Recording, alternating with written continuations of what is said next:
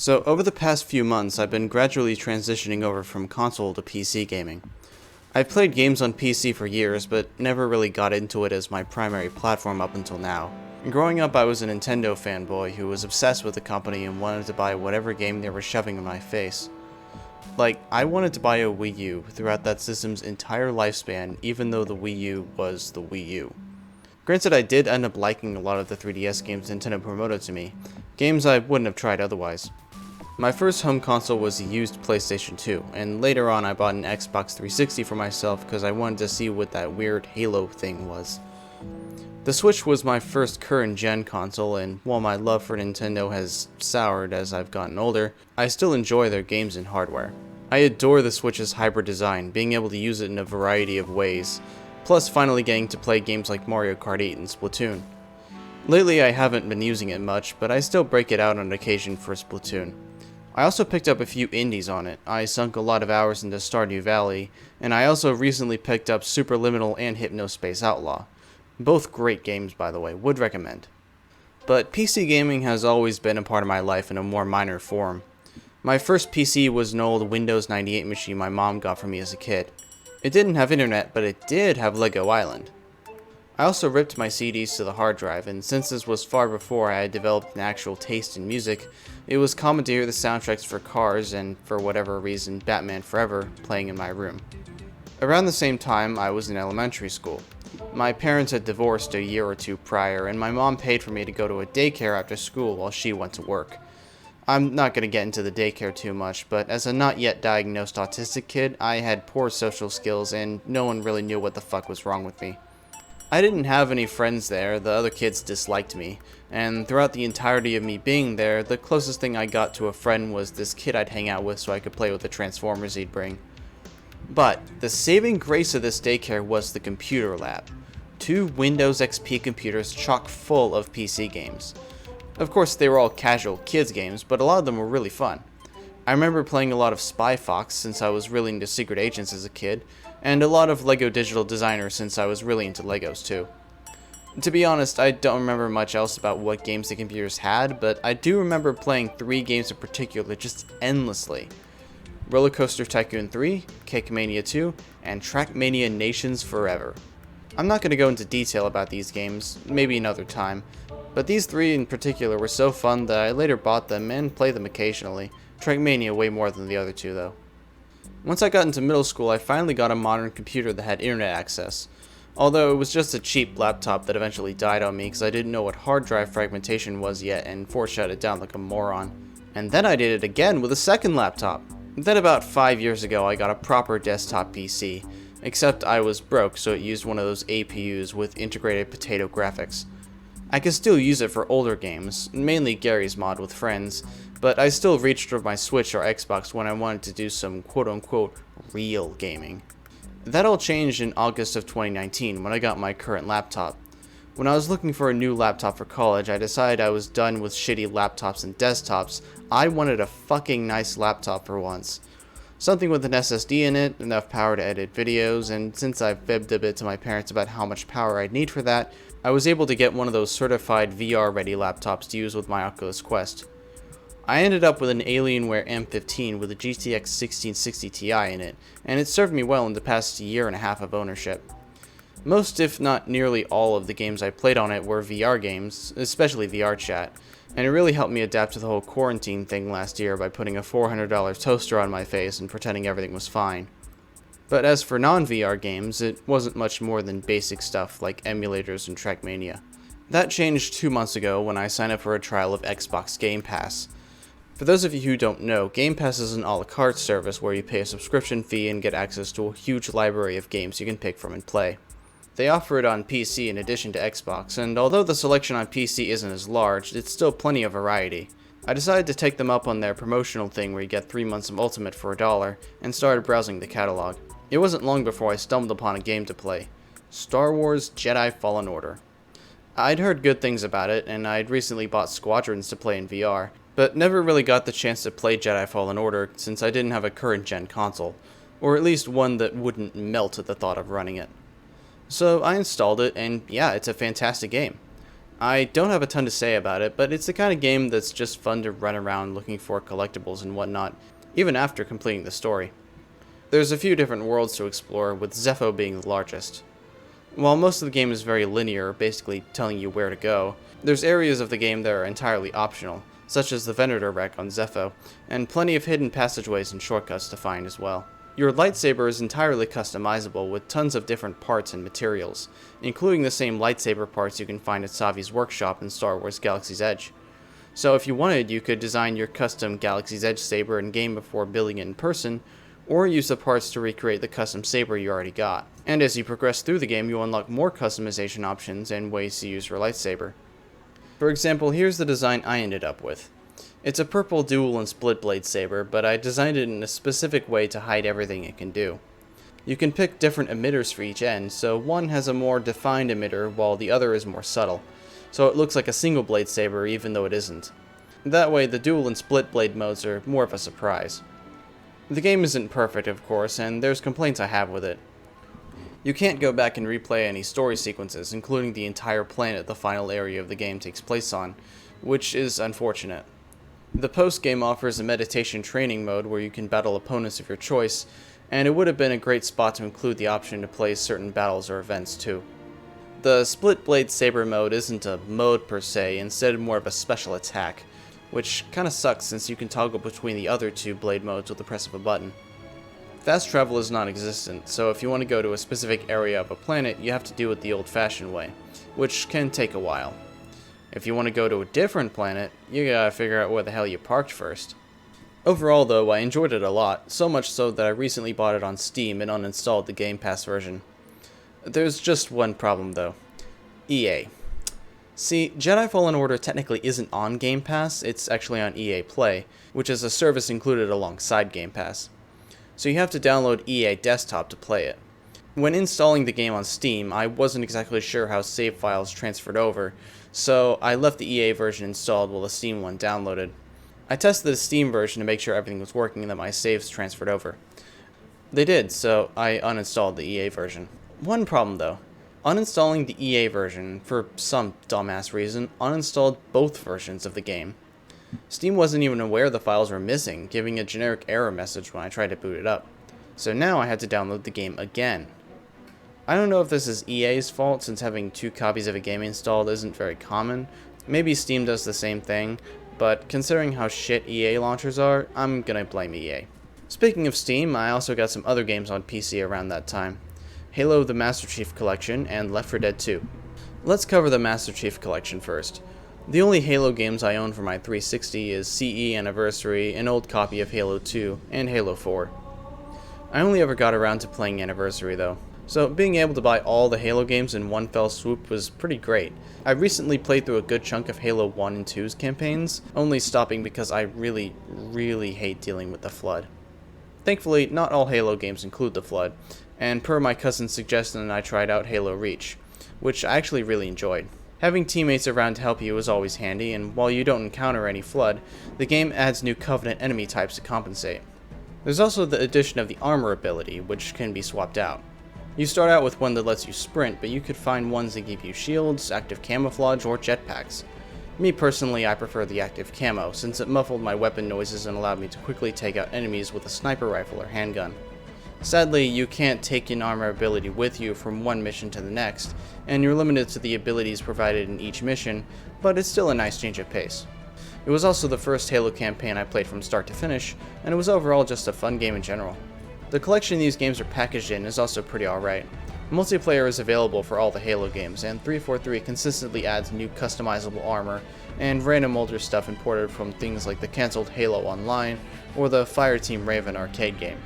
They recently added a patch that fixed some long-standing issues in Halo 1's graphics, since the Anniversary version was based on an older PC port by Gearbox. The changes aren't immediately noticeable, but I appreciate the fact that they took the time to fix such minor things. I do kinda wish Halo 5 was included or was available on PC at all, but the general consensus from what I've heard is that it's shit, so I guess it's not the end of the world. But one of the games I've been playing the most is Left 4 Dead 2. My friends have actually tried to get me into Left 4 Dead 2 for a little while.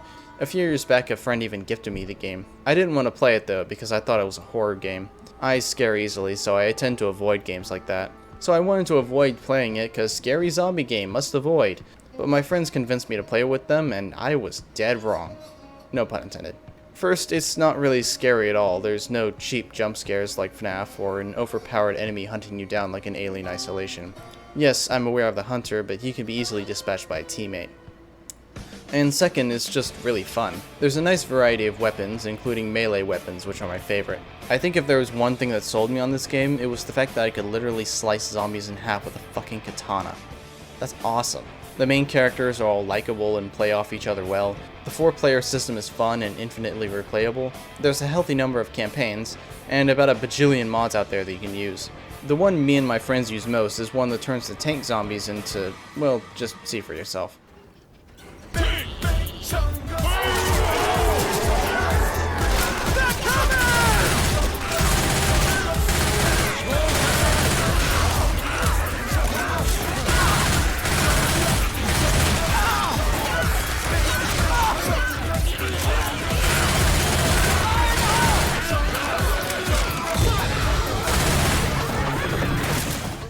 So I was playing these games on either mouse and keyboard or an 8BitDo N30 Pro 2, and both have objective disadvantages to them that I didn't like. Keyboard and mouse was better than controller in terms of accuracy, but I couldn't play on my flat screen TV. The N30 Pro 2 let me play on the TV, but with a small controller that didn't have gyro support.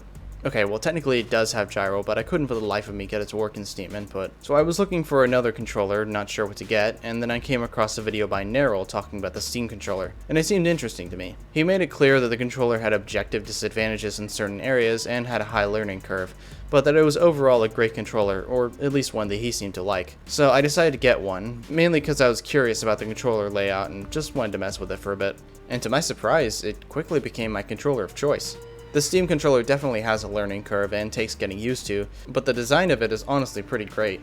The trackpads are multi-purpose and can be used for a variety of things, ranging from buttons to trackballs to D-pads to scroll wheels to mini menus that let you map a variety of options.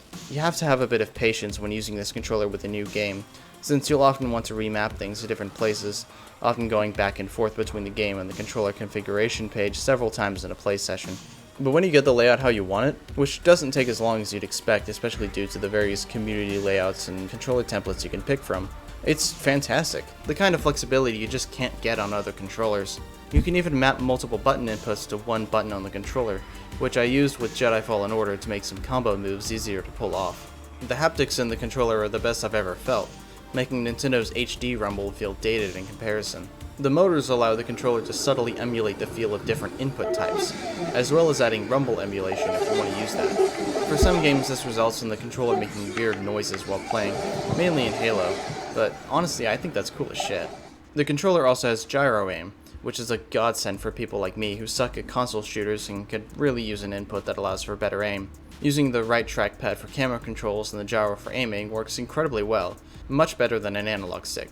In fact, its speed and accuracy are on par with or better than mouse movement. And while gyro aim isn't normally included in most PC games, with Steam Input you can add gyro to any game you want, even if the game isn't programmed to have it. Want gyro aim in Halo? Done. By the way, gyro support isn't exclusive to the Steam controller. If you have a DualShock, DualSense, or Switch Pro controller, you can use the gyro in those to achieve the same thing.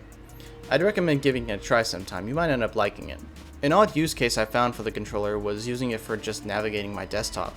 Mapping the gyro to mouse movement was surprisingly comfortable, especially for using the desktop on my PC, or playing Hypnospace Outlaw, which has more or less the same controls. It got to the point where I was using the Steam controller to do my homework on my TV, which is something I never thought I'd say or do. Overall, I love my Steam controller and will definitely continue to use it going forward. Would I recommend getting one though? That depends. It's certainly not for everyone, especially not those who prefer the familiarity of a traditional gamepad. It doesn't have a rechargeable battery, which is a bit annoying, but some rechargeable AA's makes that more tolerable. And like I said before, Steam Input offers the same amount of configuration to traditional controllers, so you can still get custom mappings on your DualShock or Xbox controller if you prefer. I've also been using Big Picture a lot for playing games, since it's nice to have a console-like UI for controllers. Plus, I just love the startup sound, easily the best startup I've ever heard. I have my laptop hooked up to my flat screen with a very long HDMI cable, and use some cable sheaths so it's hidden and flush with the wall. While I do play with keyboard and mouse from time to time, I prefer playing in Big Picture. especially since that's the only way to access Steam input while in game for some stupid reason. And that brings me to another problem. Now that I've bought a Steam controller and invested in Steam's suite of features, I'm essentially locked into the platform. No, I'm not upset about that at all. Steam's extra quality of life features like Steam Input and Big Picture are extremely helpful, and other launchers aren't even on the radar when it comes to these. In fact, I've seen multiple cases of games from Game Pass and Epic Game Store using Steam features to run their games, mainly Steam VR, which is just really funny to me. But then again, the alternative, making their own proprietary VR mode with the same level of support, is more trouble than it's worth. If it wasn't for Epic Games' free game of the week, I wouldn't even have it installed, not that I ever played more than a few of them, and for the Xbox app I actually don't have much choice since that's baked into Windows.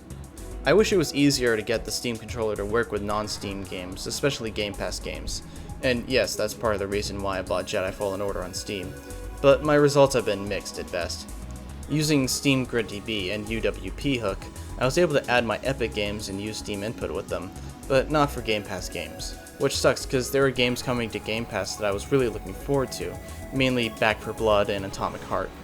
And yes, I could just use an Xbox controller for Game Pass, but I'd much prefer one that offers gyro aim, unlike Xbox.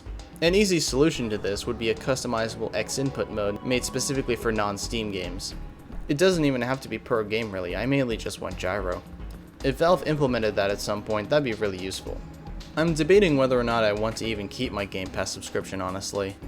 If Microsoft offered Game Pass through Steam and ensured that Steam's suite of features were compatible, I'd absolutely keep my subscription and use it way more often.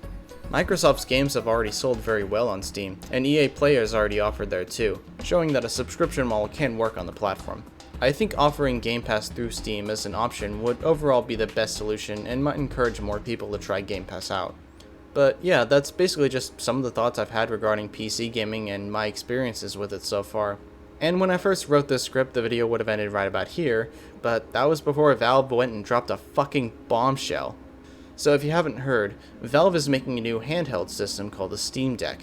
It's basically their version of a Switch, and a vastly superior system in my opinion. It's much more powerful than Switch, about as powerful as a PS4, and can run the latest AAA games at high graphics settings, which is very impressive. It has several quality of life features the Switch lacks, such as full-size thumbsticks that won't drift, hopefully, the ability to safely use third-party HDMI docks and dongles, and Bluetooth headphone support. It's clear Valve learned from Nintendo's mistakes, and after the disappointment that was the Switch OLED revision, a lot of people have been joking around that Valve made the Switch Pro instead of Nintendo. And yeah, they're not wrong. The controls on it are everything I wanted and more. The haptic trackpads from the Steam controller are present here as well, in addition to dual analog sticks you can tell when you're touching them. There's also a D-pad, analog triggers, gyro, and they've added another set of grip buttons. It's basically a Steam controller 2.0, keeping everything great about the original while also adding the dual analog and D-pad for more traditional controls if you want that instead.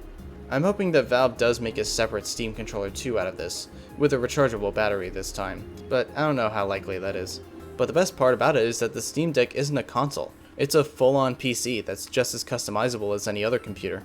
If you want, you can tab out to the desktop and use it for web browsing and productivity, or installing whatever you want, including emulators and even other game stores like Epic and Game Pass. The deck runs a new version of SteamOS, which is Valve's gaming-oriented Linux flavor. This includes a program called Proton, which allows Windows games to run on the device without needing a native Linux port. Valve's offered SteamOS and Proton for a few years now, but they're saying they're going to work on improving compatibility further before the Steam Deck's launch, with the goal to have every Steam game working on the system by launch date. But if you don't want to use SteamOS, then you can wipe it and install Windows instead if you prefer. I'm debating doing this myself. It depends on what the performance differences will be like between the operating systems. I'm glad that Valve is leaving the system open-ended like this, since although I'd imagine most will stick with SteamOS in their Steam library, it's nice to have the option.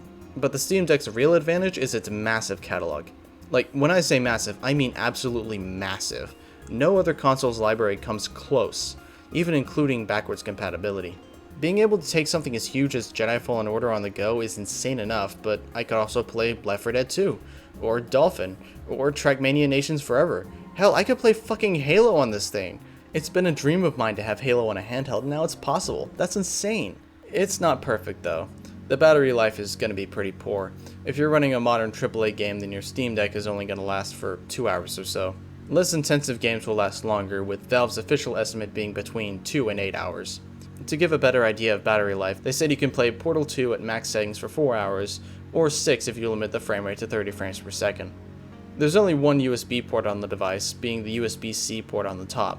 I thought there'd be one on the bottom too, like a Switch, especially since they're going to be selling a Switch-like dock for it, but nope. Instead, you'll need to awkwardly plug this cable in. It's not a deal breaker by any means, it's fine, but it means docking won't be as elegant as I'd hoped. That single port isn't Thunderbolt 3 either, but that's because Intel holds the exclusive rights to that tech and the Steam Deck uses AMD chips instead. Valve already confirmed the USB-C will support HDMI out and pretty much whatever you want to hook up to it, and I have the feeling that if Thunderbolt 3 wasn't Intel exclusive, they'd have added it. This also means eGPU enclosures won't be supported, which means there isn't really any way to upgrade this thing when docked. Again, this is because of Intel and not Valve, but it is kind of a bummer. There's a good chance that the Steam Deck will mostly or entirely replace my Switch. Between limited time offerings, half-assed collections and ports, charging $60 for a slightly improved game that would have been $40 just a few years ago, not including the amiibo required for fast travel of course, the Switch not being able to run even its own first-party games, bullshit takedown notices, and refusing to acknowledge Joy-Con drift despite massive backlash, I'm just kinda done with Nintendo at this point. Don't get me wrong, I love Nintendo's games, even now, but I'm getting sick of Nintendo as a company. I heard a few people saying that the deck should in theory be able to run Yuzu at playable speeds, which would honestly be hilarious, especially given the deck is only $100 more than Switch. Even if it can't run Switch games, it's possible that it could in the future when Yuzu and Ryujinx become more efficient. And if all else fails, it'll definitely be able to run Cemu. Overall, I'm definitely hyped for the Steam Deck. I got my reservation in last Friday, and while it took a while due to Valve servers being Valve servers, I should get mine around January or February next year. I don't exactly need one because my laptop is already portable, but saying it's portable is honestly a stretch anyway. Plus, it's just too cool to pass up. The deck starts at $400, which is honestly quite the price for gaming PCs in general. I know some people who are just getting one to leave in its dock forever and use like a normal PC, just because of the price. It's safe to say that the deck will sell pretty well, and hopefully this will convince other companies to make their own PC handhelds, something Valve actually wants to encourage. Who knows, maybe the future of handheld gaming is with PCs like the Steam Deck.